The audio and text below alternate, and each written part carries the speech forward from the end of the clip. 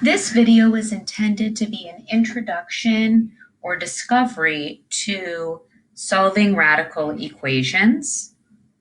First, we're going to begin by looking at different types of equations that you have been seeing for many years in math. So when I look here at example 1, we're just looking at x minus 5 equals 12. So our goal on all of these problems is we're going to isolate the variable. We want to get x by itself. You've been doing this for a long time. So when we wanted to solve this, what you did was you added 5 to both sides. You had x minus 5 equals 12, so you added 5 to both sides. And when you did this, you were left with x equals 17. So why did we add 5 to both sides instead of doing a different operation? Well, the reason we did that is because plus 5 is the inverse or opposite of minus 5. So I'm going to write that down.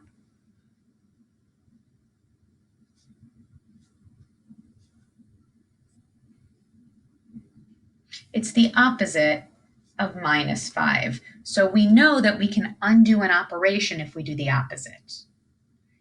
In example number 2, where you have x plus 4 equals negative 9, we subtracted 4 on both sides of the equation. Why did we subtract 4 on both sides? Again, subtracting 4 is the opposite of adding 4. So by doing that, we were able to undo this addition and get x by itself. In example number 3, we have negative 6x equals negative 54. So we solved it by dividing both sides by negative 6. So if you forget that this means division, you can put that in. So why did we divide both sides by negative 6? Well, we did this, just like our answers in the previous questions, is because division is the opposite of multiplication.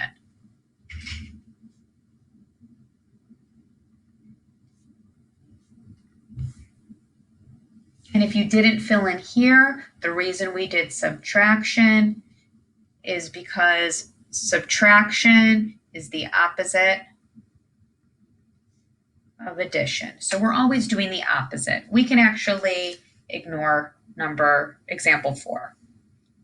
So what all of this is showing us is that in order to isolate the variable, in order to get x by itself, we need to do the inverse or opposite to both sides of the equal sign, because that's what we did in all of these. So we're going to write that here.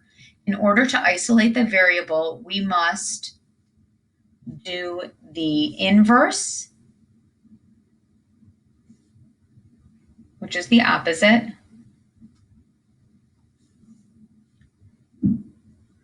operation,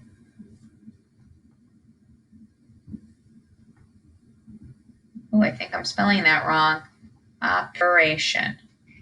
So we do the inverse or opposite operation to both sides of the equal sign.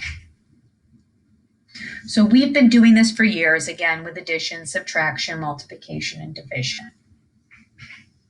So let's talk about what happens when we're doing this with a radical. So a radical is a square root or a cube root. So when we look at this equation right here, the square root of x is negative 7.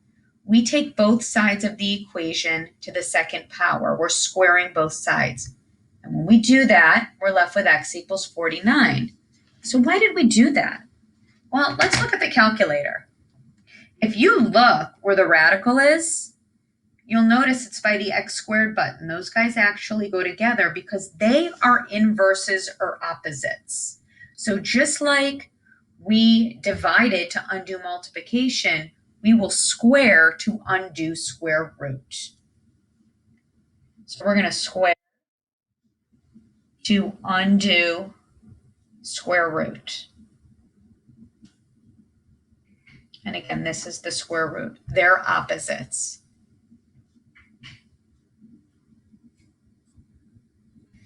And we're going to do the same thing here with cube root. This is a cube root of x equals 5. So if you cube both sides, you undo the cube root and you get x by itself.